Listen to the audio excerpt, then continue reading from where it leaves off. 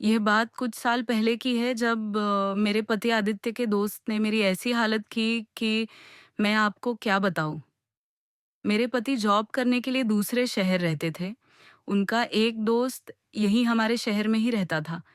मेरे पति ने मुझे उससे मिलवाया था और अपने दोस्त से बोलकर गए थे कि अगर राधिका को कोई काम पड़े तो अपनी भाभी की हेल्प कर देना और मार्केट से सामान लाकर घर पहुंचा देना। उनके दोस्त बहुत अच्छे थे। ज़रूरत पर हमारे घर का भी कोई काम कर दिया करते थे। एक दिन जब मेरे पति घर पर नहीं थे, उसका दोस्त करण, जो हमेशा मुझे ऐसे देखता था जैसे उसने कभी मेरे जैसी खूबसूरत औरत ही नहीं देखी हो। मेरा नाम राधिका है। मेरी उम्र 27 साल है। मैं आपको अपने साथ बीती कहानी सुना रही हूँ। एक दिन की बात है। उसने मेरे दरवाजे पर दस्तक दी। मैं पहले ही समझ गई थी क्योंकि उसकी नज़रें हमेशा मुझ पर रहती थीं।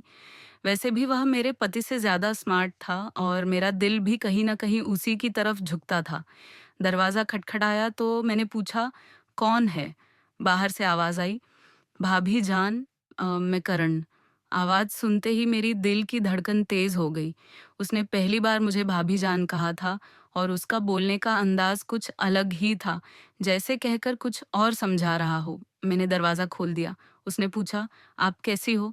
मैंने धीरे से कहा, "कमर में बहुत दर्द है।" करण ने हल्की हँसी के साथ कहा, "अगर आप चाहो तो मैं गरम तेल लगा देता हूँ, दर्द जल्दी ठीक हो जाएगा।"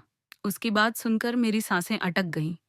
मैं जानती थी वो असल में क्या कह रहा है और मेरा मन भी कहीं न कहीं वही चाहता था।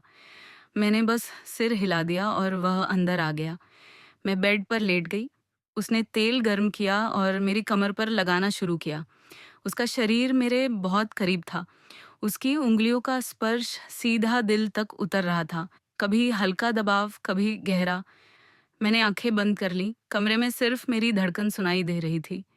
करण धीरे से बोला, "भाभी जान, लगता है गर्म तेल असर कर रहा है।"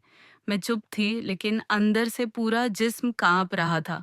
उसकी उँगलियाँ कभी ऊपर जातीं, कभी नीचे। मैंने रोकना चाहा लेकिन रोक नहीं पाई। वो और करीब आया और धीमे से बोला, "मैं जानता हूँ, आप भी यही चाहती हो।"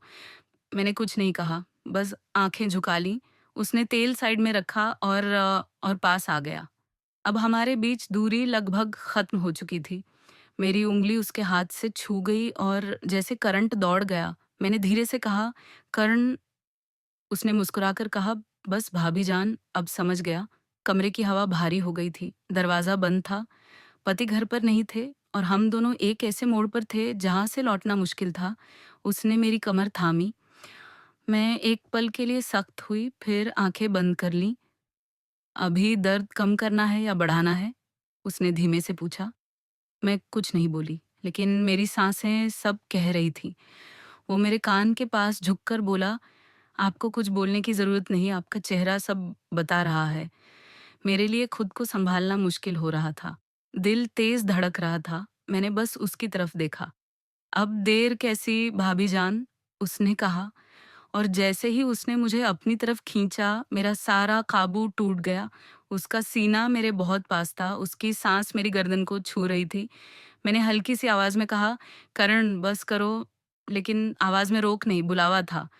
वो मेरे कान के पास बोला, "बस एक बार कह दो, रुक जाऊँगा।" मैं कुछ नहीं कह पाई। कमरा खामोश था, घर खाली था और मैं अपने पति के दोस्त की बाहों में थी।